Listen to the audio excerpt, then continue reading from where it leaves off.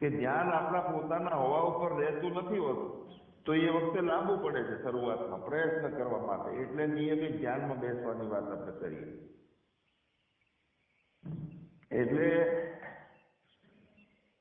એ શરૂઆતમાં અનિયમિત હોય, પોતાનું હોવું ને એના ઉપર ચિત્રો એ જોર કરીને લાવીએ આપણે. પછી એવા અભ્યાસથી પછી નિયમિત બની જાય, નિયમિત ચિત્રો દેખાય. પછી નિયમિતમાં પાછું કોક દાડો જેમ ખાડો ટેકરો આવે ને ગાડી અનિયમિત થઈ જાય, સાયકલ ચલાવતા હોઈએ તો એમ પાછું અનિયમિત થાય. પણ એ પૂર્ણ નિષ્ઠા અને પૂર્ણ અભ્યાસથી સતત બની જાય.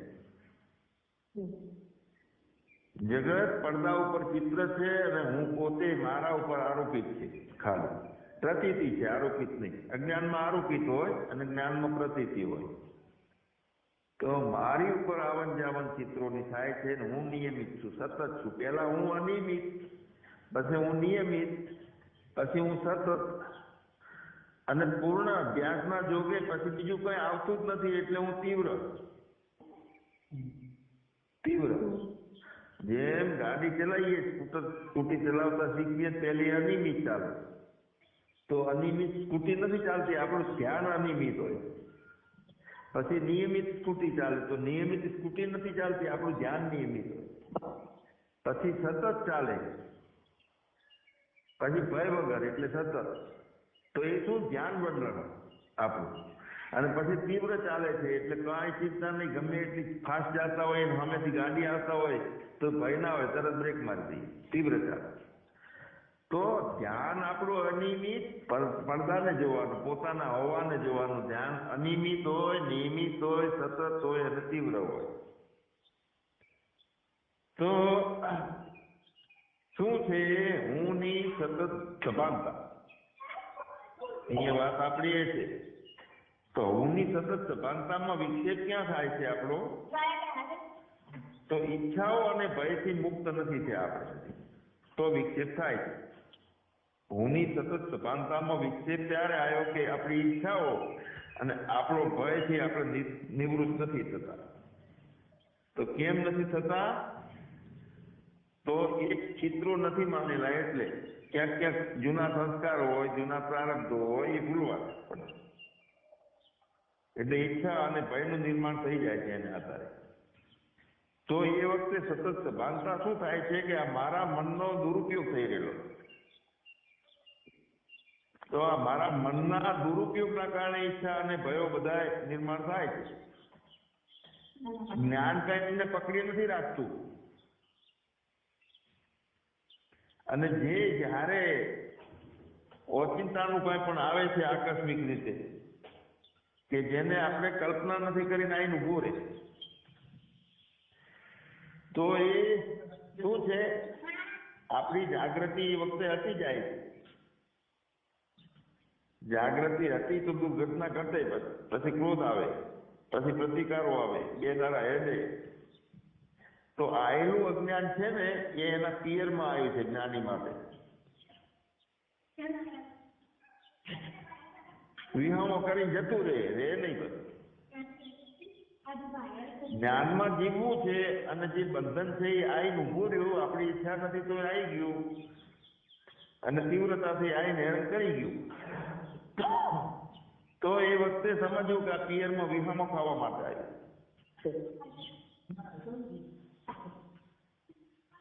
હવે એ આકસ્મિક પ્રસંગ કોઈ આવ્યો એની વચ્ચે જીવવું, એને સાથે અને છતાંય અડગ રહેવું, એટલે એ મુક્તિ. આવે ખરી, ગુણોનો પ્રભાવ તો બતાડે જ, જ્ઞાનીને બતાડે. પણ અજ્ઞાત આકસ્મિક સંજોગ આવે છે, નથી જોતાના બંધન કે દુઃખ જેવું લાગવા માંડે છે, ચીડચીડપણું થાય છે. તો એની અંદર સ્થિરતા રાખવી, યાદ રાખીને પોતાને. એટલે શરૂઆતમાં સતત યાદ કરવાનું આવે છે. યાદ તો આબાદ એ કે છે ને, યાદ આવી એટલે પછી તરત મુક્ત, આબાદ થઈ ગઈ. તો આવો દ્રઢ નિશ્ચય જે છે આ આધ્યાત્મિક સાધનાનો અનુભવ છે આપણો દરેકનો. તો એની અંદર વ્યક્તિ ભાવ ઉભો થઈ જાય છે ને વચ્ચે વચ્ચે ક્યારેક, તો એ બિલકુલ કેવી રીતે મટે? તો દ્રઢ નિશ્ચય એ મુખ્ય છે પોતાના હોવાપણા ઉપરનો, અને બીજું બધું મિથ્યા છે એવો દ્રઢ નિશ્ચય છે. તો એ દ્રઢ નિશ્ચય મિથ્યા માટે અને સત્ય માટેનો, બ્રહ્મ સત્ય છે, જગત મિથ્યા છે, એના માટેનો દ્રઢ નિશ્ચયનો ખૂબ અભ્યાસ કરવાનો, કઠોર. તો એના માટે સચોટ એવો નિશ્ચય થાય છે, અને મસ્ત અભ્યાસ એવો રહે છે. એ ક્યાંથી કેવી રીતનો થાય છે? તો આપણો અનુભવ છે એમાં. એ શક્તિ ક્યાંથી મળે છે?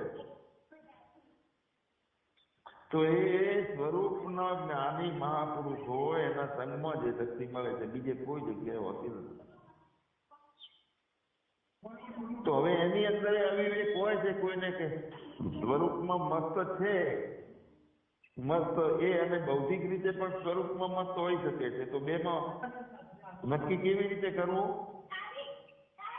બહારના જીવનો જોવામાં આવે છે તો મન બુદ્ધિ હલી જશે, કારણ કે બહારનું જીવન છે એ જીવન છે, એ લીલામાં જીવે, ક્યાંક લાંબુ ભાળીને એ પ્રમાણે વ્યવસ્થા હોય જીવનની એની. તો સ્વરૂપનો જ્ઞાની કોણ અને બૌદ્ધિક કોણ, એ કેવી રીતે સમજવું? તો હવે અહીંયા એ સમજવા માટેની દશા શું છે, સમજવું, જે સમજવા જાય છે એની હેતુ શું છે એના ઉપર આધાર. જો એનો શુદ્ધ હેતુ હશે કે મારે સત્ય જ ગોતી લેવું છે બધામાંથી, તો કૂતરા ભૂંડ કે બિલાડી માંથી મળશે, પછી માણસના દારૂડિયામાંથી મળી જશે. એનો હેતુ શુદ્ધ હોવો જોઈએ. મારે શું હજુ હેતુ સારો ગુરુ મેળવવો છે એ શુદ્ધ હેતુ નથી. મારે સત્યને પ્રાપ્ત કરવું છે એ શુદ્ધ હેતુ છે. સારો ગુરુ મેળવવો છે એમાં તો ફરવાનું ચક્કર ચાલુ રહેશે, 2-2, 5-5, 10-10 મહાત્માઓ બદલવાનું, ભૂમિકાઓ બદલાય. સારું મળ્યું પછી એનાથી સારું મળે તો એ પડતું ને બીજું સારું મળ્યું. કોઈ મહાન હોય, વધારે આગળ પડતા હોય, મહા મઠધારી હોય, જેનું ભારત લેવલે દુનિયા લેવલે નામ હોય, તમને જોડે બેસાડી અને સારી વાત પૂછે તો એ તો બુદ્ધિશાળી હોય, એ પૂછી શકતો હોય.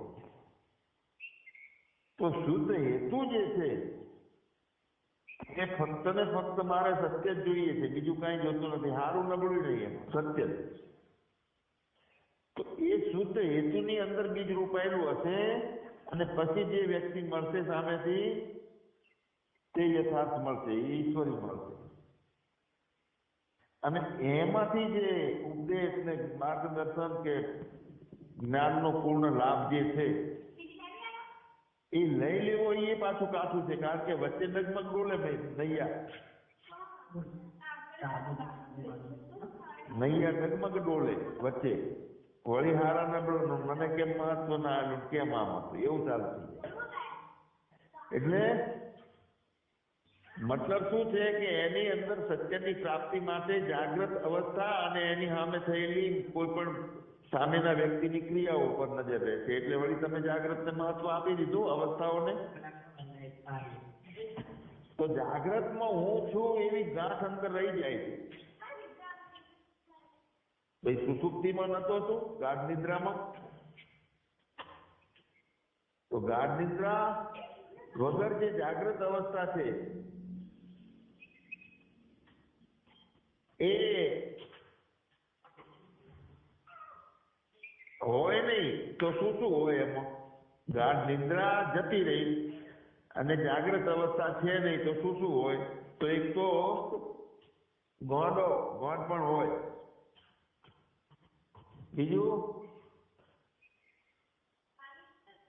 બેભાન અવસ્થા હોય, અને ત્રીજું પૂર્ણ જ્ઞાનની અવસ્થા હોય. એટલે જ્યાં જ્યાં બુદ્ધિ જતી રહી છે, ખલાસ થઈ છે, એવી બેભાન અવસ્થા છે, અને બાળક અવસ્થા છે, અને જ્ઞાનની અવસ્થા. તો આ જાગ્રત સિવાયની, સુષુપ્તિ સિવાયની બીજી અવસ્થાઓ ઘણી છે. તો ગાઢ નિંદ્રા સિવાય કાં તો ગોંઠ પણ આવે છે, કાં તો મૃત્યુ આવે છે. તો જાગ્રત અવસ્થા છે એમાં ચિંતા આવે છે, બળતરા આવે છે, કેમ કે એમાં અજ્ઞાન છે. એ આખી અવસ્થા અજ્ઞાનને આધારિત છે, જાગ્રત અવસ્થા. એટલે જાગ્રત અવસ્થામાં નો સંસ્કાર છે એ આપણને ભૂલો પાડે. તો જાગ્રત અવસ્થાને કોઈ મહત્વ આપવું નહીં. જાગ્રત અવસ્થા છે એ ભેસે ચિતરેલું ચિત્ર જ છે, એમ સમજો. આપણી આધ્યાત્મિક સાધના જ્ઞાનની સાથે અજ્ઞાન તરફ પણ લક્ષ આલવું કે ભાઈ આ પેઠું આ જાગ્રત અવસ્થાને સાચી માની આ મોટી ભૂલ કરી, ભલે અજ્ઞાન છે પણ એને મહત્વ આલવું, એટલે સજગ રહેવાય જ્ઞાનમાં. મતલબ એ છે કે હું છું, મારું હોવું, એના ઉપર સતત સભાનતા આપણી કેવી અનિયમિત નહીં, નિયમિત નહીં, સતત નહીં, પણ તીવ્ર થાય. તીવ્ર આપણું હોવાપણાની સ્મૃતિ રાખવાની, જગતની સ્મૃતિ એ ચિત્રની છે. સતત પોતાના ઉપર લક્ષ આપતા રહીએ છીએ આપણે, એટલે એ આદત ચાલે છે. એ તો પ્રકૃતિનો નિયમ છે, અંતઃકરણ ત્યાગ કરે છે એ પ્રમાણે અડોળ થાય છે. જેમ સર્કસમાં મોટરસાયકલ ચલાવવા વાળો કેટલી સ્થિરતાથી ચલાવે છે, પેલા કુવાની અંદર ચલાવે છે. તો એ જ અવસ્થા પોતાની સ્મૃતિમાં સતત રહે અંતઃકરણની. પછી એમાં આપણા કોઈ વિશેષ રીતે પ્રયત્ન કરવાનો નથી આવતો. પછી અજ્ઞાન છે એ આપણી બુદ્ધિમાં ખાલી વહેતું આવીને જતું રહે. અજ્ઞાન એટલે શું કે સામે બીજું બધું દેખાવું. એ તો જાગ્રત અવસ્થા છે ને, પણ ઝેર કાઢેલી કોથળી હોય ને નાગની, કોઈ અસર ના કરે એમ પોતાના જ્ઞાનીને આઈ જતું રહે. રેલગાડીઓ બધી રેલવે સ્ટેશનની સામે આઈ જતી રહે, પવન આવી અને ચામડી નમી જતો રહે. એવી રીતે અજ્ઞાન આપણી ચેતનાની અંદર, બુદ્ધિ તો છે નહીં, તો ચેતનાની અંદર વહેતું લાગે આપણને. અજ્ઞાન આઈ જતું રહે, આપણે એની સાથે વહેવાનું નથી આવતું. અને ચેતનામાં ઉતરીએ છીએ તો આપણે વહી લઈએ છીએ, મૂળ અસંગી ના અસંગી રહીએ. આપણને ભૂલ ભરેલી આપણી જે મનની દુરુપયોગ, મનની ઈચ્છાઓ, ભય, કલ્પનાઓ, પછી સ્ત્રી તરીકેના પ્રતિબંધો, સમાજ તરીકેના પ્રતિબંધો વચ્ચે આવતા હોય, આવા કારણને લઈને અજ્ઞાનને અવરોધ થઈ અને એ ચેતના સાથે એક બાજુ મિથ્યા સમજી અને મોકળાશથી આપણે બધા સંજોગોની સામે હળી મળી અને પ્રેમ ને પ્રસન્નતાપૂર્વક, પણ છતાં એમાં હું ના આવે. જો અજ્ઞાનનો એક બાજુ ધકેલો ના માર્યો હોય આપણે, તો પછી આપણે ભયમાં ક્યાંક આવે, કોઈ તો કોકની કુસામત કરવા માંડીએ છીએ. હળીમળી નથી વર્તી શકતા મુક્તતાથી. હવે જયારે આપણને મુક્તતા તો અજ્ઞાન જાય છે ત્યારે મળે છે, હળવાશ મળી જાય છે, તો બધું પછી એકરૂપ લાગવા લાગે. આનંદ પ્રસન્નતા છે એ પોતાનો મોદ પ્રમોદ રહે અને આઈ જતો રહે. પણ તીવ્ર શું હોય? પોતાના સતત હોવામાં દ્રષ્ટિ. તો આવો સાક્ષી ભાવ કે મન સાક્ષીમાં ભળી જાય, મન જાગ્રત, સ્વપ્ન અને સુષુપ્તિની પેલે પાર, એટલું બધું શુદ્ધ અસ્તિત્વમાં બધું ત્રણેય અવસ્થાઓ છે, મન છે, અંતઃકરણ છે, જાગ્રત માં આવતા જે કઈ સર્ગો છે પ્રારબ્ધના કારણે આવતા હોય, બધું અસ્તિત્વમાં ભળી જાય, અસર કરી અને બધી એ જાણે હવામાં લીટી થઈ ગઈ એવી ભૂમિકા આપણી ખુદ.